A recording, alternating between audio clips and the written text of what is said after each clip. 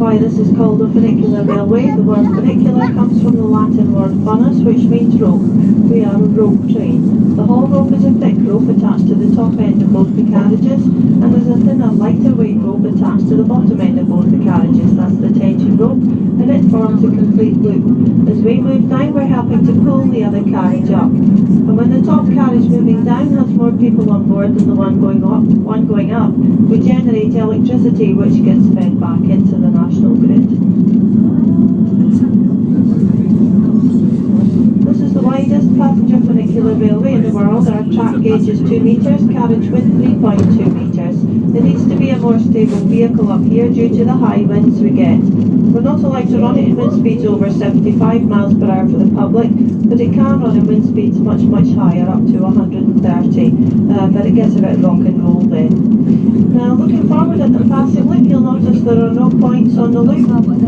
We don't need them as we have double flanged wheels on one side of each car. Ours are on the right hand side, so we always go down to the right on the passing loop. Our left hand wheels are rollers which just roll across the track in the middle of the loop. Carriage 2 Cairngorm has her flanged wheels on the left hand side.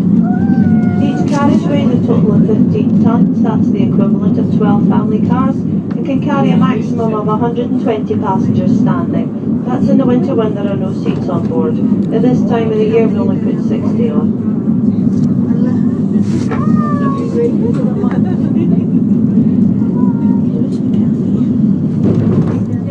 Looking downhill out to your right there, you'll see our cast borer garage. The big red machine with the caterpillar wheels is one of our cast borers, or beastie basher as we call them.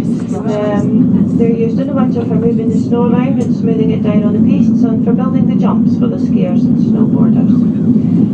All the fencing you see up here is snow fencing. Scottish ski resorts are very windswept and barren, and we rely on these fences to help build the snow up on the ski runs. The snow gets blown into the fencing and drifts build up along the lee side. Then the beastie bashers come along, move the snow out from the side of the fences, spread it out and pack it down on the ski runs. All the towers and pylons you see up here are T-bars and pommas. These are surface tows that the skiers and snowboarders use to tow them up on their own equipment. The funicular track has 93 support columns made of an Irish aggregate. This was used as it matches the colour of Cairngorm granite, and the highest column is 4 metres. 3 ski seasons ago we had one of our snowiest winters in 20 years. Every day we'd get to work, a team of us would have to go and dig out the track for the funicular. Even at the highest point of 4 metres the track was buried. And we had a week where we couldn't open the funicular railway. We were struggling to find the tarmac building at the top. There was just a mound of snow, and it took us a whole week to dig out the track and come about the tarmac building. And that was with some help from the army, who were here for their ski races. They volunteered to help us, so we gave them free ski passes as a thank you. The drive for the funicular is via 2 500 kilowatt motors which are located at the top station. Both of the motors are used in the winter when we run at our top speed of 10 metres a second, and the journey of just under 2 kilometres is done in 4 minutes then. At this time of the year we only use one motor. This slows the carriages to 5 metres a second, giving an 8-minute journey. Normal braking is through 2 service disc brakes housed at the top of each car, and we also have 3 sets of track brakes on board. Our first public run was the 23rd of December 2001. This is the second newest funicular railway in the UK, and it's the only one in Scotland. The newest one is down in Birmingham. It was built by Doppelmayr as well. That's a Swiss company that built this one, and it opened in 2003. We're now approaching the end of our journey. Looking downhill out to your left, you'll see our mountain garden. It's the highest mountain garden in the UK. And the unusual building in the garden is our camera obscura.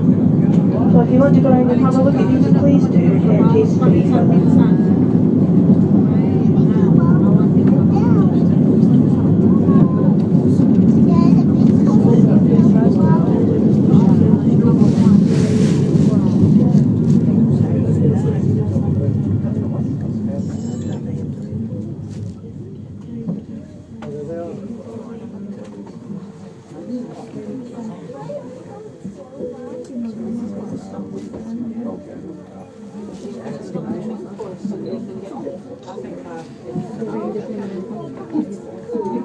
we're going to go back to the car.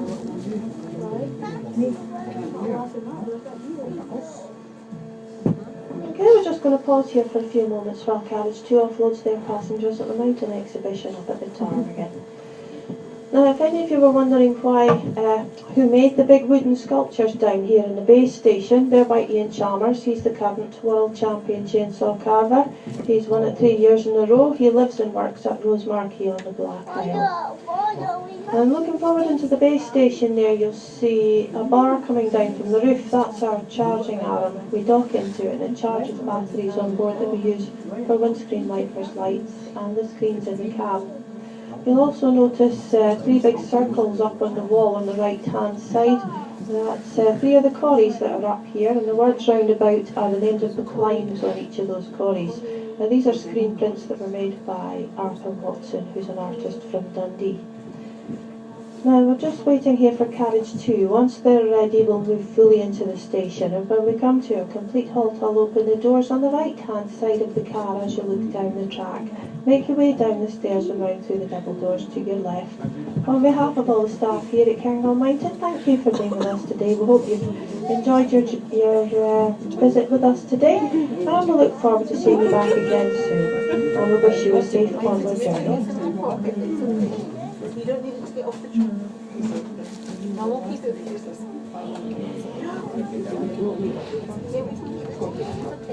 But they did this. That part. Yeah. They keep swapping. I need to keep my going on and off back up. So there's like a pop up and swap.